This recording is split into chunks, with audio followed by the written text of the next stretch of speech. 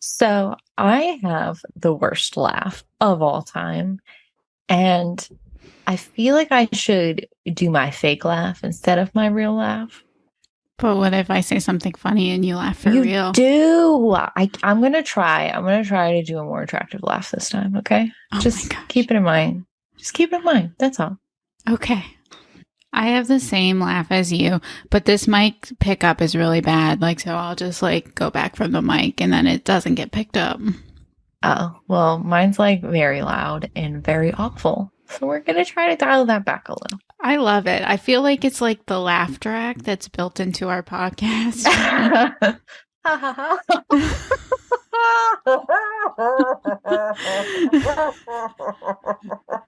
Nailing it. Doing so well. Okay. So we have some things to talk about. Did you make a list? Did you send it to me, or are we just riffing? We didn't even do an intro yet. Oh, shoot. Hey, everybody. I'm Katie. I'm Becky. And this is Live, Laugh, Lorcana. Oh, yeah. What's new, Katie? Tell me what's new. What's new? I went to my first Lorcana League this week. That was pretty much the best thing that ever happened to me. So You said I was also there. We went, and I enhanced the experience for you considerably, I'm sure. You always do. That's true. I actually didn't talk to you after. Did you buy packs when you left? Was that an option? You were allowed to buy 2 packs. Shut up, Katie. Yeah, Just shut up. Anybody who participated in the event was allowed to buy 2 packs. Yeah. Nobody told us that. It was on their website. Well, I didn't go on the website. I expect you to tell me these things. You know how useless I am. Well, this is what you get for leaving early. I would have helped you. Made sure. You know why I left early. Why? Because you have children? Yes, it always comes back to that. Cody was doing solo bedtime for the first time with both of them. I don't even do that. So why should he have to do that? So I left. Well, okay, I did the whole experience. We did 3 rounds. I just didn't stay for 1v1v1v1. Yeah. So let's talk about that. The format, we did 3 rounds. And we were matched, and they were best of 1, 30 minutes. Which I heard Top Deck is going to be best of 3, 50 minutes. And I think the best of 1 in 30 minutes is such a better experience, personally. I think so too, especially because when that league starts, there might be a lot of people who haven't really played or aren't super comfortable yet.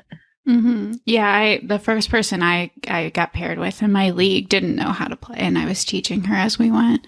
Yes, she was very nice. She was. Speaking of girls and women, can we say there was a lot of women there? I would say like at least a third of the participants were women.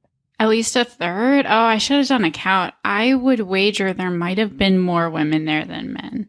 That is not true. No? Okay. Maybe half. I would say 60-40. Let's say that. But of my 3 games, I played 2 women, which was delightful. I only played 1, but it was still great to see all the women that came out to it, for sure. I feel like a lot of the men that were there with women. Yeah, I would say so. The first, or the only guy I played, he was there with his wife, who's a big Disney fan, and he's a Magic guy. Yeah.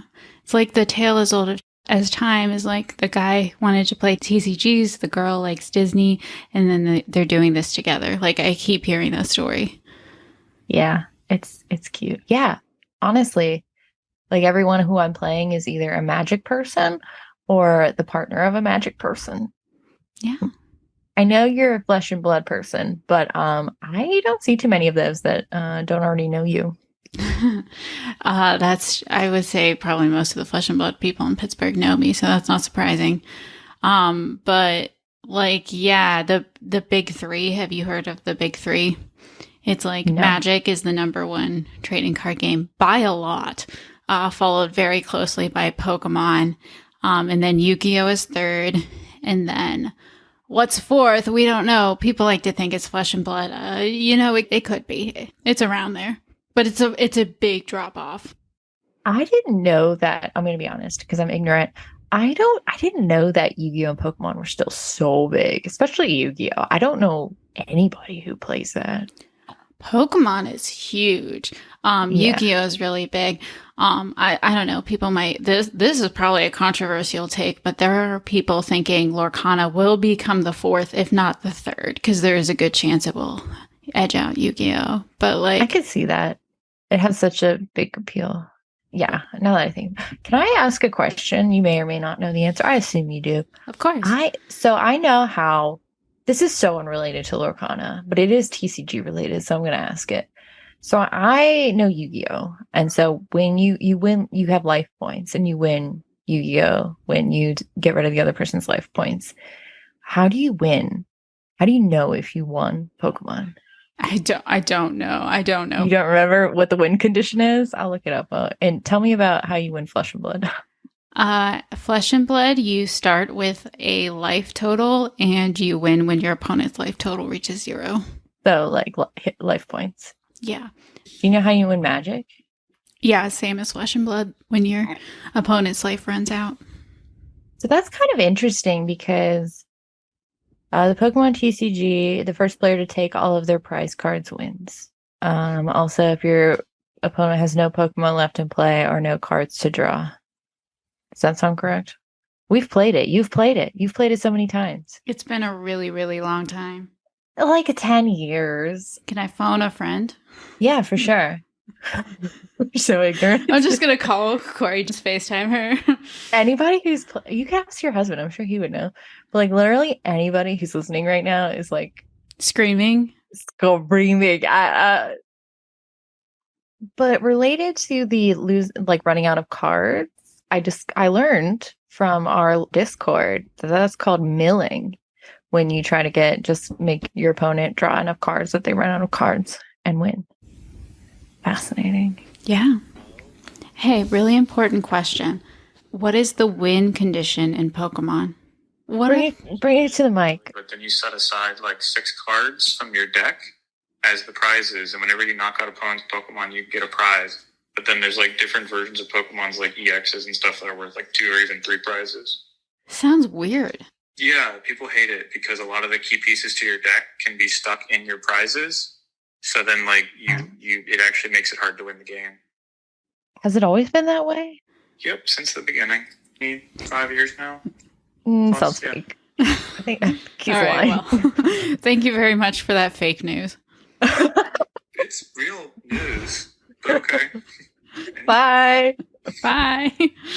Okay, well now we know. But anyway, interesting then. Well, we'll ignore the fake prize dynamic of Pokemon.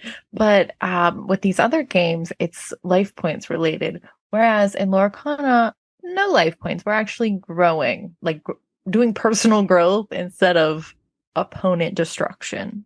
I like that. That's fun. I agree. I like that a lot. And let me tell you another reason it's cool is for multiplayer. Because like the main Magic multiplayer format is Commander, and if you run out of life, like you're done playing, and like the other 3 people might still have life, so they're still playing. But like in Lorcana, when one person gets to 20, the game's over for everybody. So it's not like you're eliminating people and they have to stop playing. Yeah, I like that. That's fun. The game keeps going till it's over, basically. Like nobody gets kicked out. Yeah, I like it. We love Lorcana. Lorcana is the #1 TCG in our hearts. Oh, yeah. Well, we should talk more about League. Yeah, absolutely. Okay, let's talk points. All right. First off, you get a point just for being there. And each point is a sticker. How satisfying is putting the stickers on that sticker chart? As a nail biter, not very. It takes me... I'm fumbling up there with my little stickers, trying to peel them. Like people are lined up behind me down the block. And I'm just like, 1 second. I asked Jen, I'm like, can you get these for me? So she did them for me. Oh, so embarrassing. Not really. So you get 1 just for showing up. If you win a match, you get 2. If you lose the match, you get 1 though. So you only get 1 extra from winning. If you teach someone to play, you get 2. If you bring someone new, you get 1. Those are the main ways. Beautiful. And then there's a bunch of like fun suggestions, like wear something with a favorite animated Disney character, or like play a bunch of a different theme deck. Yeah, we got stickers for wearing Disney swag. I noticed a lot of, oh, not a lot of people, but a couple of people were wearing like the Mickey ears you get in the parks, the headbands. Very cute. We need to get little ears for our headphones. Yes, that'd be cute. It would be. I might have already looked up how to make them and do them. I'm honestly using this as an excuse to like replace my entire wardrobe with Disney apparel. I shockingly have very little Disney. I actually didn't have very much of anything that fit me, so I ordered a bunch of shirts. And to League on Tuesday, I wore a Kingdom Hearts shirt. That was yours. It count, right? Yeah, well, I put a sticker down for myself. Nobody called me out on it. That Look at me works. go. I guess, because they do specify animated films, so you can't like get away with like Marvel or like Star Wars. I mean, I think it's up to the TO. I feel like our TO would let you do it. Yeah, he's pretty cool. Yes, but I think our husbands have a lot of Marvel apparel that we can use to test this. Oh, definitely. I was just wondering if Josh tested it. Oh, and Star Wars. Oh my gosh. We'll talk about it. My husband has about 300 t-shirts, and I would say at least 100 and, I don't know, 80 of them are Star Wars. He's been planning for this his whole life. Look at him go. This is kind of unrelated to anything Lorcana related. It is Lorcana related. So I got the little Lorcana app so I can have like a little lore calculator, little lore counter on my phone, which was cute. And then like everyone I was playing was using a D20 to keep track of their lore. And I was like, that is such a good idea. And it did not occur to me at all. Oh yeah, that's the way a lot of people do it for like magic and Oh, so it's like a thing. it's a thing until you get a phone. Usually once you get the phone, people stick with the phone. I like the phone, except for in the Lorcana app, it keeps turning off. I don't know how to, or it keeps going dark. They got to figure that out. Because, I stopped using it because the screen goes dark. The only way that I think to get it to stay up is to change your phone settings to not go dark. Ugh. But I downloaded a random third-party app to do it instead, so. Nice. So how did you do at League? Were you successful? Did you win? Did you lose? Yeah, good question. Overall, I went 2-1.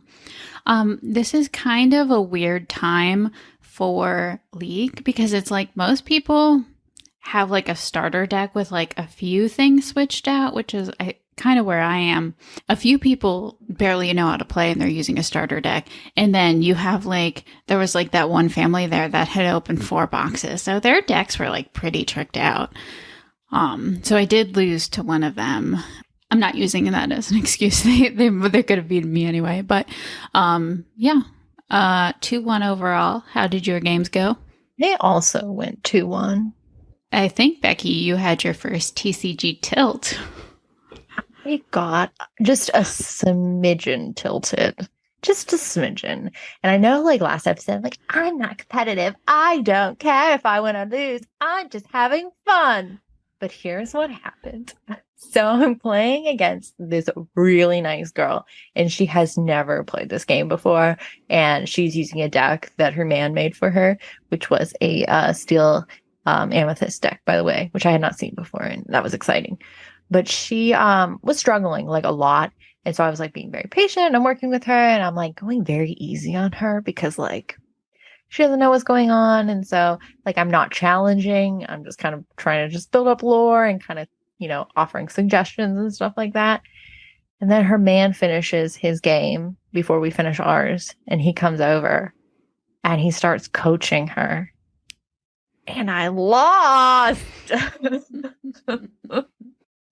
Totally my fault. Like, I wasn't putting my best foot in there. And also, he did ask if he could coach her. And I was like, yeah, whatever. Oh, he did? Oh, that's He did. polite. I know. But, like, I was a little spicy about it. I couldn't help myself. Yeah, I don't blame you. It's hard when you're like not, because it's actually a little bit frustrating to not be able to try. That's why I want to build my trash deck. So when you're like not trying, and then they come in and they're like, "Ha, sucker!" Yeah, that's not fun. That's me. I was the sucker. Mm-hmm. And also at our league, they were offering 2 points to play 1v1v1v1. Yeah, and at the end of the night, our TO, that's tournament officer, the guy who was running it, just said, "Hey, if you're still here, if you had fun, max up your stickers for the night." I didn't do it. I'm like, nope, I'm doing exactly what I earned. I got 9 stickers. He's so nice. He is so nice. I like him. We love our league organizer. Well, he's not going to be my league organizer, unfortunately, because I will be attending league at a different store at a more convenient time for me. Mm-hmm. Well, we'll see. Not to derail us, but the store that we're saying we're going to do our league at, I went to a starter deck tournament there without you. Different vibe. Bit of a different vibe. How so? This one, pretty much everyone there was a competitive player of a different game. There were a couple exceptions. Like my first round, I played like a woman who hadn't played trading card games in many years, and she was wonderful. And I was like, oh, I hope I see you again. But overwhelmingly, most of the people there were very competitive trading card game players. Well, we'll have to fix that. Whoop, whoop. Yes, exactly. Chaos coming in. Can I continue to derail us? Yeah. So, like, last week we talked about your first trading card game experience. And, like, you were so nervous and you went and everyone was nice and it was good and wonderful. And how great. And I've heard that story a lot. Like, so many people are scared to go to their first TCG event, and then they work up the courage to go to their first Lorcana event, and it was wonderful, and that's awesome. I do just kind of want to acknowledge that some people probably didn't have a good time. Like, they went to a TCG, like their first TCG event, and like were uncomfortable and didn't feel like they fit in, because I could have seen that happening at the second tournament that I went to. First, I do want to say, like, Lorcana is like the hot thing right now. So a lot of people probably came to this event that wouldn't come like every week at this store. But I did want to ask you, Becky, for like competitive players who might be at these sorts of events, what can they do to make newcomers feel more comfortable?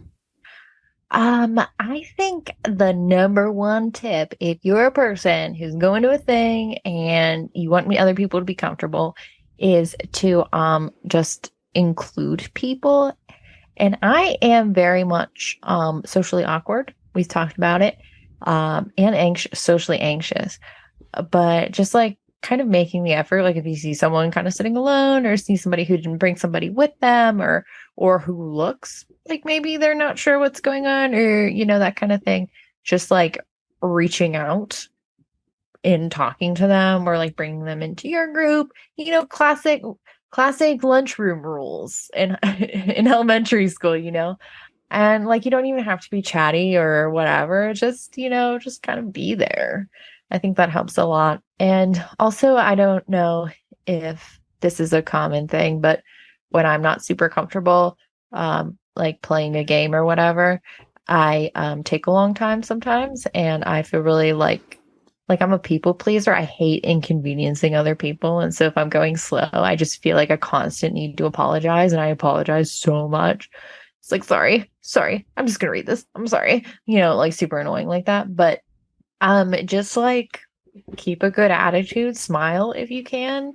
If that person is fumbling and, seems to be working, like don't look impatient. That helps a lot. Or, and like be open to answering questions. I feel like those are kind of the top things. Yeah, those are really good tips. I think like reaching out to people is like the number one. Because if I can give a story of a bad TCG experience, the first time I went to a TCG event without Josh, I got there and like I came in and it's a bunch of the Flesh and Blood guys were kind of like huddled together talking like really competitively about, you know, high level strategy and stuff like that. And I wasn't like really into that kind of stuff at this time. I was still like pretty new to the game. And I came in and I had met a lot of them before. So like, I would say at least half of them would have recognized me. But I like sat down a couple seats down from them and no one said a word to me. Like nobody spoke to me. And I felt so uncomfortable the whole time. Just like that experience of getting there and no one even acknowledging that I'm there for the same game that they're there for. That like, then every game I was just like making mistakes and like, you know, because you're stressed. So I'm just like making mistakes and then I feel worse, like I shouldn't be there. And then I didn't go back to that store for months just because I was so uncomfortable. Oh, geez. I didn't know about that. I can see that though, for sure. So that's why it's like, if you had a bad experience, like, I'm so sorry, like, it sucks, like, I've been there. That doesn't mean that there isn't a community out there for you. Because, like, for Flesh and Blood, we had 4 stores that did events. And, like, this happened at one of them. Like, I guarantee this would not have happened at the other 3 stores because different stores attract different crowds. So if you went to a store and the vibe was just, like, way off, like, check other stores or a different vibe. This is actually a tip I stole from a Forbidden Mountain video. They actually just did a YouTube video on women in card gaming that I can link to, but she gives the same tip and I agree with it 100%. Different stores, different vibes. Don't be afraid to shop around. Like a therapist. I have some other tips too, besides saying hi.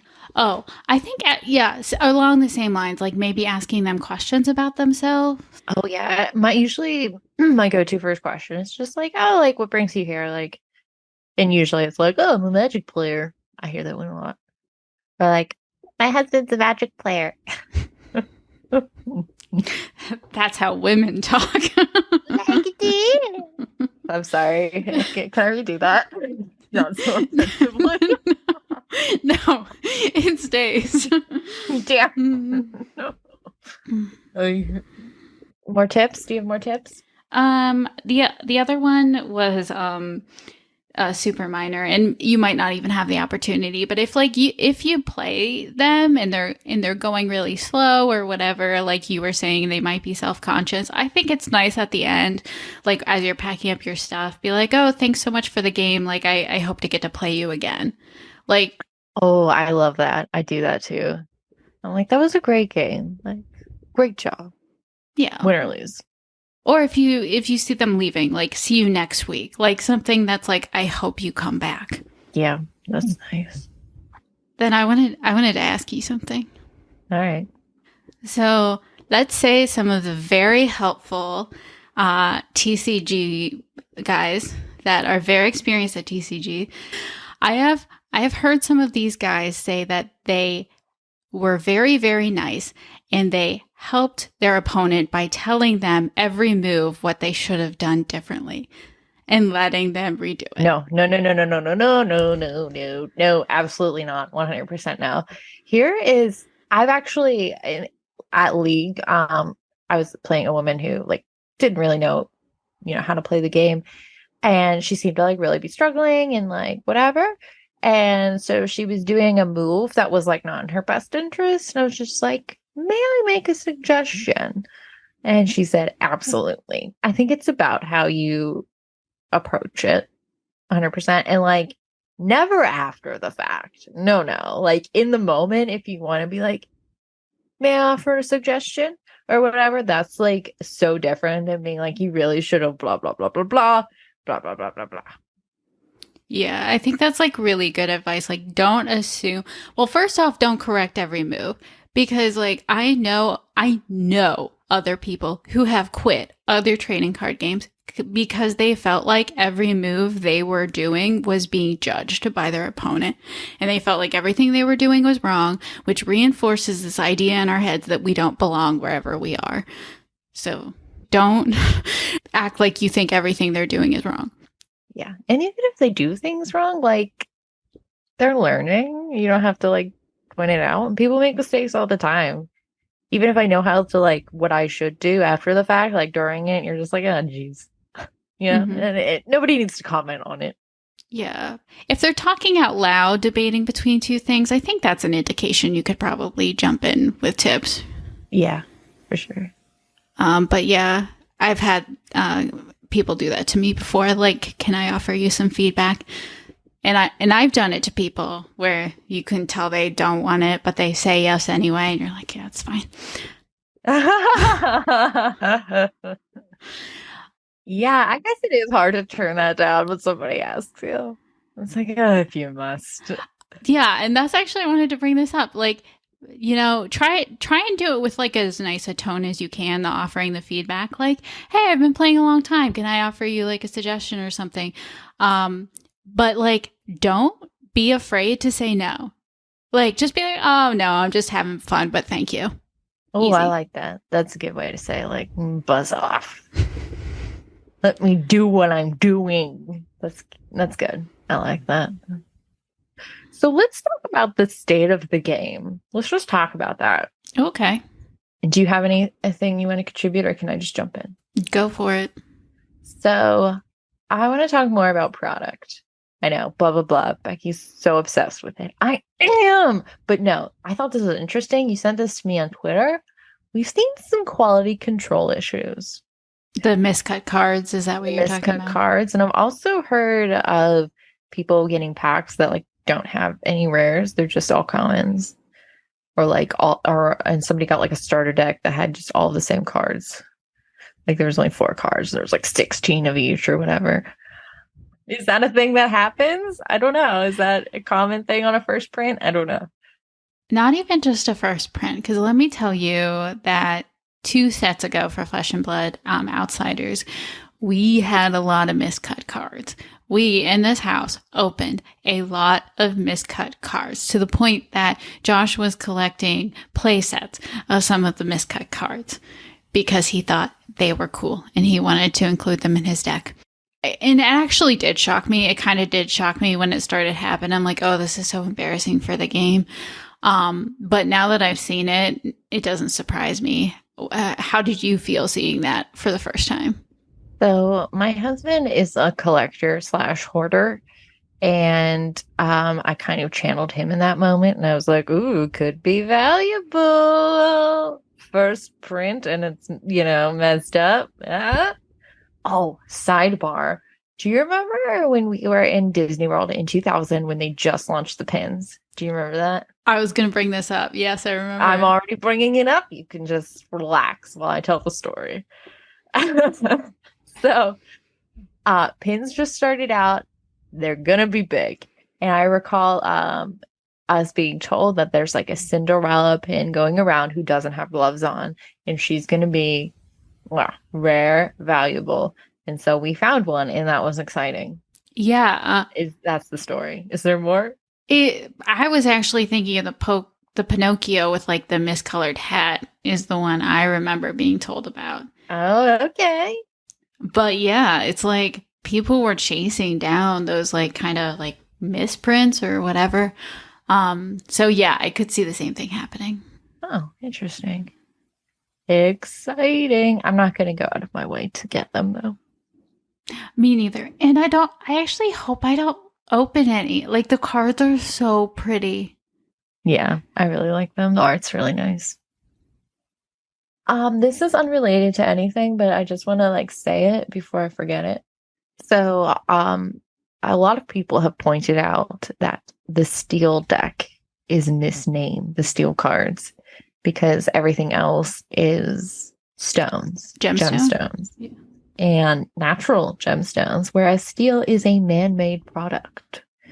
And really, it should be silver, if anything, or platinum.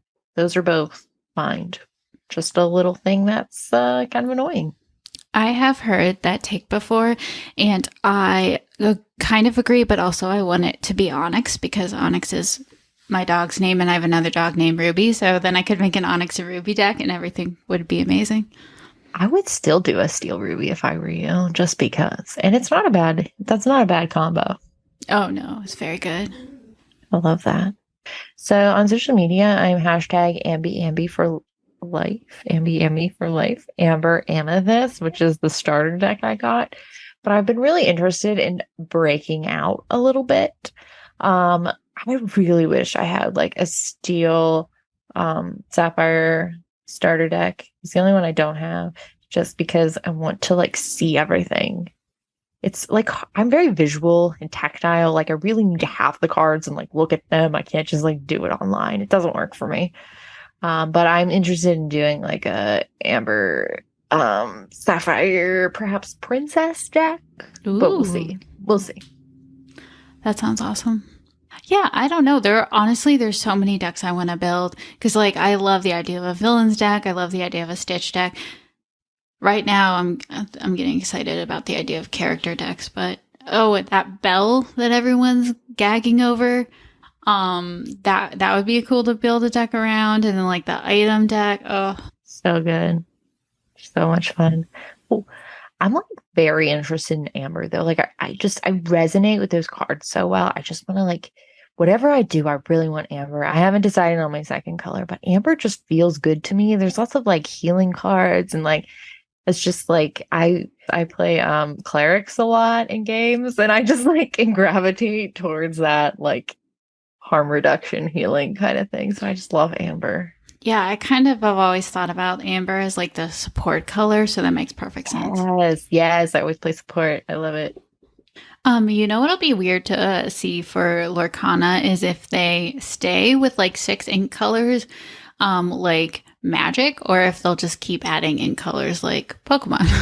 So I really hope not. You just want them to stay at 6? Kind of, yeah.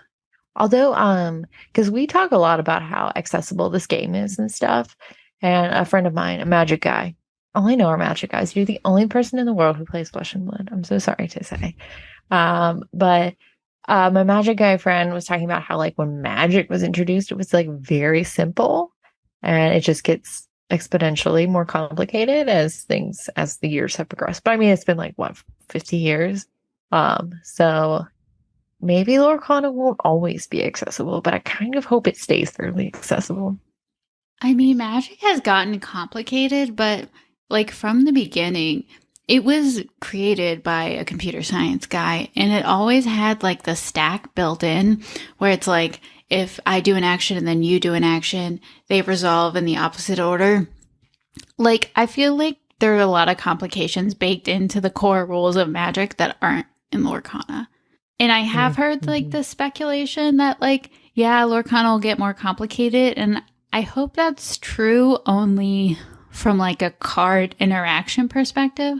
I hope they don't make the rules more complicated where they're like, interacting on people's turns. Oh, I would like that. I get what you're saying. I totally agree. Yeah, we can get spicier cards, but I don't want to change like the overall kind of vibe of the game because there is like a very casual aspect to it. Like even on your turn, like the order you do things, like whatever you want, really. There's no like set like I need to do this first and this first and this first. And I kind of like how, a bit vibey. Yeah, it's like, I really love it. It's like so much easier to teach because I kind of was like avoiding teaching anyone to play Lorcana. Like I didn't teach you, Josh taught you. Just because I'm like, it's so hard to teach people Flesh and Blood. Like I've tried to teach a lot of people Flesh and Blood, and it's not gone very well. So I've kind of like avoided teaching people Lorcana. But then I had to do it at League, and it's so much easier. Great. I've not taught anybody, and I don't know if I would be good at that. I think you would. This is going to sound ridiculous. You can cut it because it makes no sense. But I'm not good at teaching people things because I'm such a people pleaser. I would rather cut corners in my explanation for their success than to do it properly. That makes sense. It makes perfect sense. Like I get it so completely. I just want them to have a good time and be successful and like whatever. Do what you want. if they show any sign of not having fun. I'm like, you know what? This is a complication. Doesn't exist. Let's just get rid of it. Out of here. I want you to have a good time. Well, we need to make you teach someone for the pod so you can talk about it. Okay. Becky teaches Lorcana. Oh dear. Brittany? No, too Brittany. easy, parents. What else do you have note-wise? Anything? Anything that we need to talk about? Oh, we could talk about multiplayer. I didn't do it. I mean, yeah, go ahead, talk about it. Well, one thing is, as part of our league, after our 3-1 match 30-minute rounds, we got the opportunity to play a 4-player game. So we were assigned to pods of 4 and played Lorcana. So it was like really fun. Like it's a very good game in 4, especially like, you know, all of your opponent cards, like the Aladdin that's like each of your opponent loses a lore, like the Tinkerbell that hits all the creatures. Like it's like really fun in multiplayer. It's awesome. It's a little weird to play multiplayer with people you don't know because it's like you have to choose a lot who you're doing damage to. And it's like, how do you choose? Yeah, because we know if we were playing with friends, I would choose Josh. I was actually mad you left for that because, like, I feel like you would have brought a lot of spice to that because you were supposed to be in my group. I know. I'm sorry. I saw that. I was looking forward to playing with you, but then I left. I'm gonna be honest. If you had stayed and we were told to play 4-player with 2 strangers, I probably would have only attacked you. I would just be like, Becky already likes me. I'm gonna attack her. And the other 2 can just fight amongst themselves and we would destroy each other. And no, I definitely can see that. It definitely would be more enjoyable and like with people you know. But I love that it's a mode. Can you do more than 4? Can you do 1v, 1v, 1v, 1v1v1? As many as you want. I saw someone in the Facebook group saying they did 7. It worked great. I love it. You could probably do 3 as well. 1v, 1v1. Well, yeah, that's actually why it's so perfect. Because if you have 3, like most games, you're like, what do we do? Take turns? No, play together. I love it. What a great game. Thanks, Disney. Thanks, Lorcana. Are you going to play with me soon? Of course. Tell me. What are you going to play? When do you want to play? I don't know, whenever. Not Saturday night, because I'm hanging out with my friends that aren't you. That's actually so good, because I'm going to a Lorcana event that is full, and now... Yay! But they're having a sealed deck event, which is like where you get... Yeah, I know what it is. You could tell everybody else. Okay, so we're doing a sealed event where we're going to get 6 packs and then we're going to build a deck of 40 cards from the 6 packs. Me and Josh played this once at home. It's really fun. Like, we had so much fun. I know, like, people are all complaining because you can use whatever colors you want. And they're like, you lose the color identities. Yeah, you probably do. But it's, like, still a really fun, dynamic format. We had some great games. You probably don't know this, but like other trading card games, some of them have like a commoner format. Like it's called Commoner in Flesh and Blood. I think it's called Pauper in Magic. It just made me think of this thing. It's like artisan style or whatever, where you play just common and uncommon cards. Yeah, I don't know the exact like levels, but artisan, yeah, is like something like that in Magic too. Okay, yeah. But it's like, it's to keep like a more level playing field. So you can't pay to win, basically. Yeah, that would be fun to do every once in a while, like at a league or whatever. So like commons and uncommons only, which would be like a really, really cheap deck. Yeah. Also, I think it would be a pretty good deck because there are a lot of good cards at common and uncommon. Well, actually, I came up with this, but Josh has been really pushing this, calling it the Street Rat format. I was trying to come up with a name for it. I love it! Street Rat! Like Aladdin!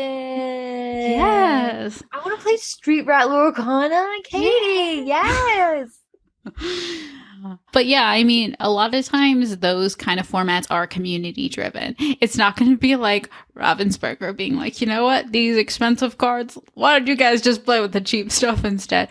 Like they are usually community driven. Nice. And you should tweet about it so we can get that Street Rat on lock.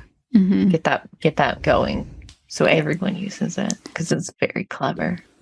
Joshua tweeted a question to one of the Ready Set Draw podcast about a Street Rat format. So we'll see if it takes off. I love it. I love it more.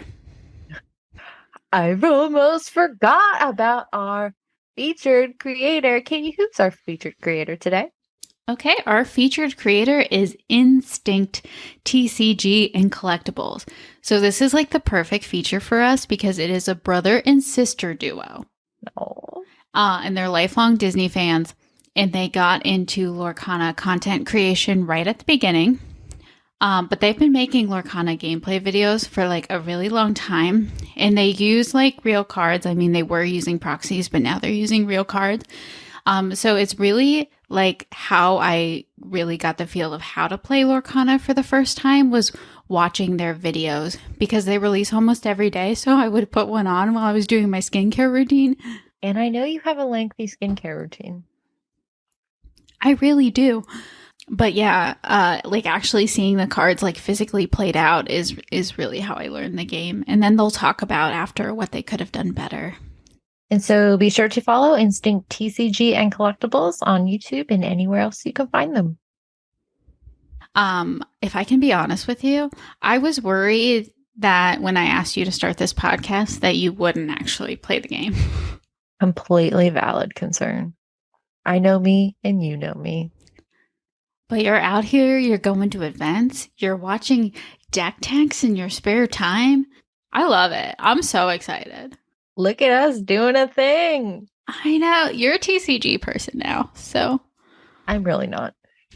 Really? I've been tilted. I watched deck building videos. I mean, I've had the whole experience. You threatened to disown me if I didn't help you obtain a booster box? Yeah, buddy. One of us. Well, I'm really enjoying doing it with you. I have heard more. You have texted me more in the past like 3 weeks than you have in probably the past year. And I really appreciate that we're so close now. Yeah, me too. Okay. Well, best wrap up, shall we? Yeah. Thanks for listening, everybody. And remember to live, laugh, and lore.